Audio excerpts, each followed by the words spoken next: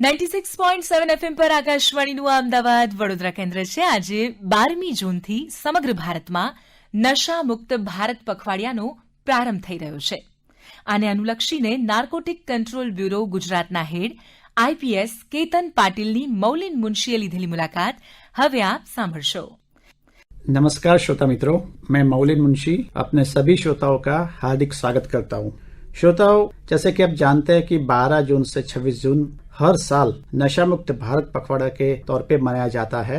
तो आज मुझे बहुत खुशी है कि मेरे आकाशवाणी अहमदाबाद स्टूडियो में श्री केतन पाटिल जो आईपीएस ऑफिसर है और नार्कोटिक कंट्रोल ब्यूरो गुजरात के हेड है वो उपस्थित है. पाटिल साहब, आपका बहुत बहुत स्वागत है आकाशवाणी स्टूडियोज में. धन्यवाद सर. 12 जून से 26 जून पूरे भारत में नशा मुक्त भारत पखवाड़ा की सेलिब्रेशन होती है, तो इसके पीछे का उद्देश्य क्या है सर? यूनाइटेड नेशन के रेजोल्यूशन के मुताबिक 26 जून को international day against drug abuse and drug trafficking मनाया जाता है पूरे विश्व भर में. उसको मद्देनजर रखते हुए भारत में 15 दिन तक ये नशा मुक्त भारत अभियान पखवाड़ा मनाया जाता है. इसमें नशे के खिलाफ जो जागरूकता अभियान, रैलियां, सेमिनार्स, सांस्कृतिक कार्यक्रम, स्कूल कॉलेजेस के स्टूडेंट्स और युवाओं को प्रेरित करने के लिए और नशे के खिलाफ जो एक मुहिम और लड़ाई जो हम लड़ रहे हैं उसके लिए प्रेरित करने के लिए नशा मुक्त पखवाड़ा मनाया जाता है. सर, इसमें जो 26 जून है इसका कोई विशेष महत्व है? 26 जून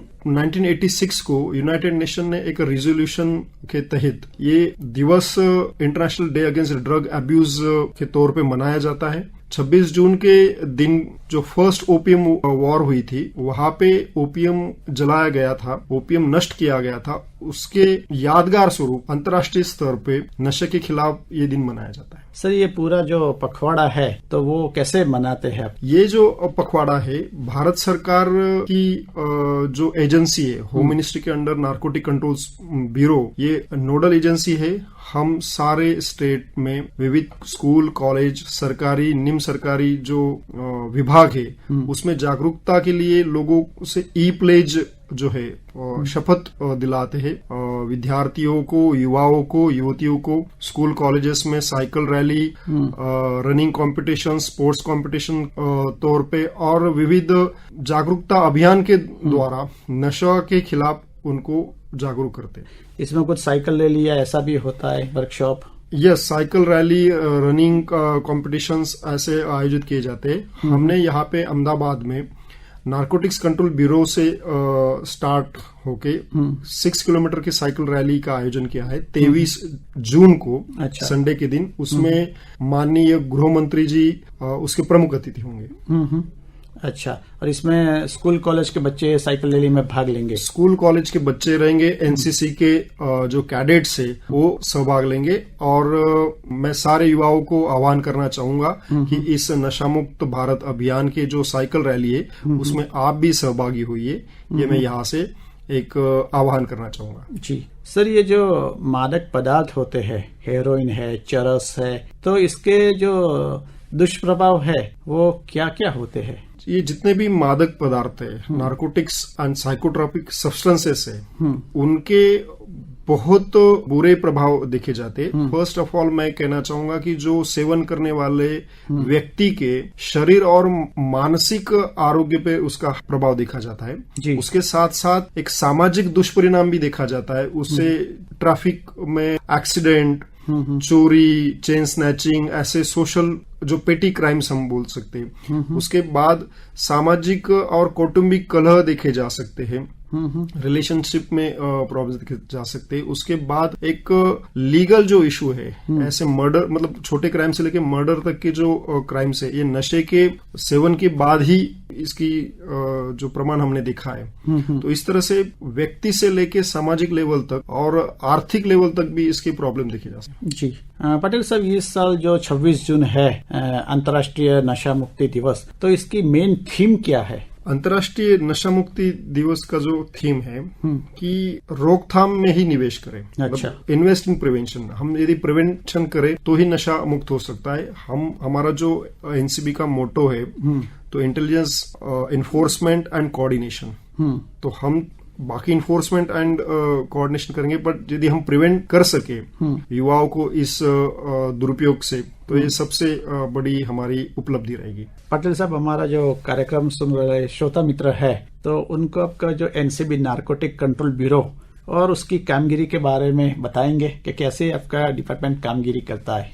नारकोटिक्स कंट्रोल ब्यूरो, इसकी स्थापना 1986 में 1986 में हुई थी। ये होम मिनिस्ट्री के अंडर काम करता है और जो एनसीबी का जो मोटो है इंटेलिजेंस, एनफोर्समेंट एंड कोऑर्डिनेशन है। हम अवेयरनेस के साथ साथ investigation, enforcement, international cooperation and research, इस पे भी काम करते हैं। अच्छा, ये जो आप नारकोटिक्स कंट्रोल ब्यूरो जो ड्रग सीज किया जाता है पकड़ते, तो वो आप पुलिस का साथ लेकर पकड़ते या कोस्ट गार्ड का, कि किस तरह से ये पूरा ऑपरेशन? इसमें एनसीबी नोडल एजेंसी है। Inter services coordination and international cooperation, ये भी इसमें शामिल है। यदि इंटरनेशनल लेवल पे ड्रग स्मगलिंग हो रही है या इंटरस्टेट बॉर्डर पे भी हो रही है, तो inter agency cooperation like coast guard, BSF, Gujarat police और सारे एजेंसीज के साथ तालमेल करके कि एयरपोर्ट से लेके सी पोर्ट्स, हर जगह पे हम जो भी एंट्री पॉइंट्स है उसमें नारकोटिक्स ड्रग की स्मगलिंग की रोकथाम के लिए कोऑर्डिनेटेड एफर्ट्स कर। ये जो सर आप जब ये एनसीबी ये जो सीज करती है ये जो ड्रग्स है, फिर इसमें से पता कैसे चलता है कि ये हेरोइन है या चरस है या मेंडेक्स है? वो कुछ मशीन आपके पास रहते हैं या एफएसएल में बेचते हैं? ये बहुत अच्छा सवाल आपने पूछा। जब हम एनसीबी की टीम जब कोई भी मादक पदार्थ, कोई पाउडर को सीज करती है, तो हमारे जो रेडिंग टीम, इन्वेस्टिगेटिंग टीम के साथ एक किट होता है, उसको डीडी किट बोलते हैं, ड्रग डिटेक्शन किट। मौके पे ही हम उस पाउडर को हम चेक करते हैं और हेरोइन से लेके ओपीएम से लेके हमें वो ड्रग डिटेक्शन किट, उसको जो डीडी किट बोलते हैं, उससे पता चल जाता है।